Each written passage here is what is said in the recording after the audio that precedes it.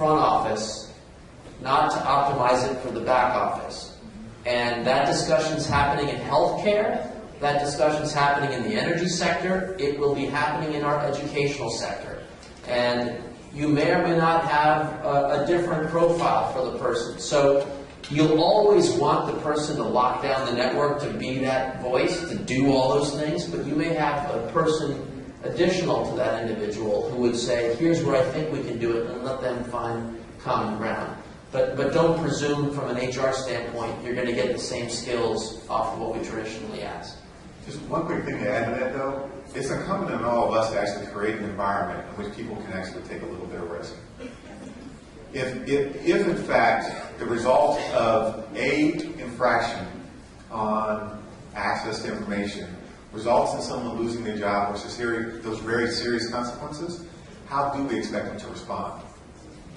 So, yes, we need different profiles, but we also need different contexts for people to be able to do their work. Sorry.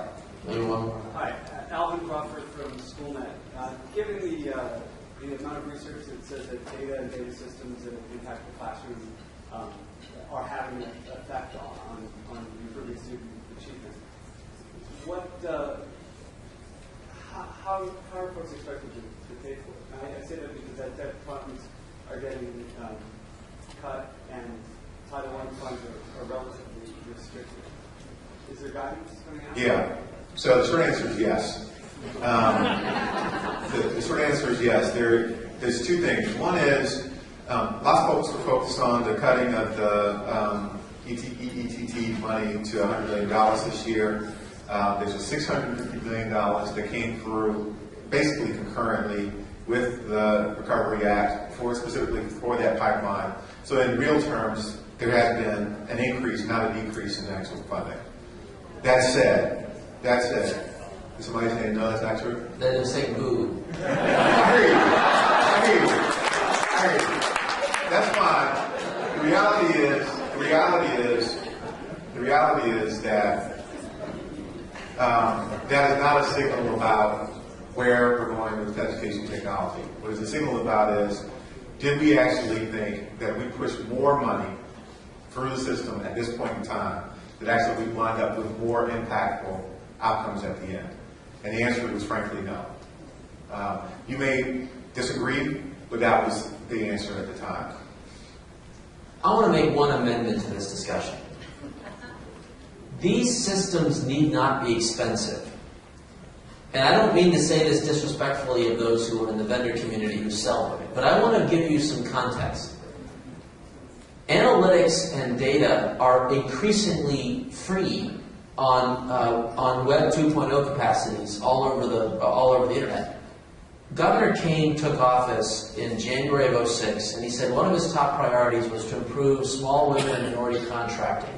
We were at like 4% of discretionary money going to minority women and small business contracting, and so he said, I want to do this. We had no money, no budget, just the agency responsible for this funded like peanuts.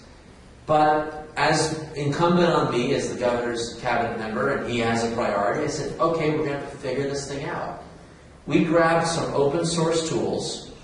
We put some people who are on our staff who are smart, not everything has to be done by contractors, and we said, you've got 3 months. Turn on a data platform that will be publicly available, that will have every nickel of government spend categorized, reported, and sliced diced with pie charts and analytics and everything else. You can see it. It went live in March of 2006, and by March of 2008, we had exceeded the governor's goal of 40% small women and minority contracting, because, as my friends would say, it was sunshine. We had no budget, no nothing. The whole thing was 50 grand when all was said and done. And we were able to turn that on because A, it was a priority. B, we had talent in-house who may not be aware of the words business intelligence or technology database, but they're smart. So you just got to put them all together. So folks, even though monies are coming down, you don't have to spend a lot to get value. And push hard. If you're not getting the kind of vendor support, that's where we come in. I'm challenging the biggest players in the country to say, these are the priorities. we're going to be challenging the most intelligent minds around the country to say, here is how we're going to tackle healthcare, education, energy, and so forth. You have needs? Shoot them up. Let me hear them. Let Jim hear them so that we can engage to bring the best and the brightest to solve this. This need not be a multi-billion-dollar unfunded mandate that we have to sort of figure it all out. You will be able to do this. And it's a matter of knowing what you want to track, how you want to track it, and what you want to do to create the kind of accountability and, frankly, the kind of it's excellence focus versus minimal focus to your organization. So don't just complain about the size of the budget. Tell me how we're going to get it done with less. We can do it. I know we can. But the good news is you don't actually have to. So the second part of the question is, are we going to give guidance? And frankly, we already have given guidance that actually talks to the Title I directors and some of the other folks about a lot of the uses. The problem is that even though you're giving the guidance, people have a frame of mind. And so what we have to do is push on from both sides to get people to understand what the opportunities are, where the room and the flexibility is to actually create systems and platforms and tools and resources that are going to be necessary. And this is where I bring us back to the beginning. Necessary to deliver the kind of educational outcomes to which we're going to be expected. You need to be talking to your Title I coordinators and lead instructors in your states about how technology becomes part of the core, about how it changes the outcomes and the cost structure of delivering education, and how you do that quickly. Very, very quickly. Because the reality is, we have an unprecedented opportunity in the one-time investment that's coming right now through the Recovery Act. 4 years from now, if that money's been spent and there's been no transformation, the people knowingly ran off the cliff. Just that simple. Gosh, that doesn't sound like a good But it's possible. We're going to make a big impact. Okay, fine. Who wants to have one last one on? Yes, ma'am. I'm Carla Wade from the Oregon Department of Education.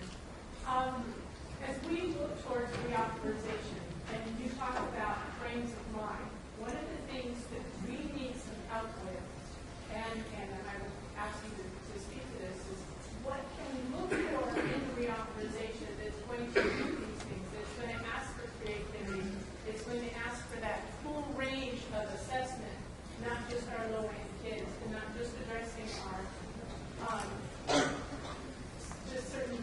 not just addressing the rural or the urban. How do we get that frame of mind change? So people, first thing you should tell people is if they want to get a hint as to what's going to be important in reauthorization, they ought to start taking hints from what they're seeing come out from us in the Race to the Top and the Invest in What Works and Innovation Fund. How many people know about the Invest in What Works and Innovation Fund? Okay, it's a part of the stimulus package, $650 million focused on districts and or nonprofits, specifically around scaling things that are demonstrated highly effective and creating space for innovation. The emphasis on the kinds of things that we've talked about today will show up. If people look at that and then don't think that's going to show up in the SCA, I think that might be a mistake. All right, bring us home. Excellent. And I have to tell you, first of all, you're brave to come here on a Saturday night when bars were open and all that. Thank you. You can tell how much the people in this room appreciate you being here. And I also have to say, I just kept looking out and seeing all these nods. And I think this is such a refreshing message for us in this room. And what's exciting to me is everything you mentioned is happening somewhere in some states, in some districts. We have had a recent group where 7 different states brought teams of Title I directors and state ed tech directors together to talk about what you're saying. So this leadership is beginning to happen. It's the leadership's been here, but the conversations are starting to happen. I also really encourage you all to continue to share these things with the broader education community. We see that as a huge part of our job, but it's hard for us to explain how important it is for that message to be coming from you. And I know you guys are so busy and doing this constantly, and I just encourage you to continue to. The last thing I want to mention, and there's a real value. There's several. Can I just Sure. add one thing? When you all do that work, where you actually create space and opportunity with the people in your state that are actually constraining you, nothing is more powerful than the example of the state next door that did it. I need to know. I don't have those stories. You have those stories. Send them to me. because then I can use them to give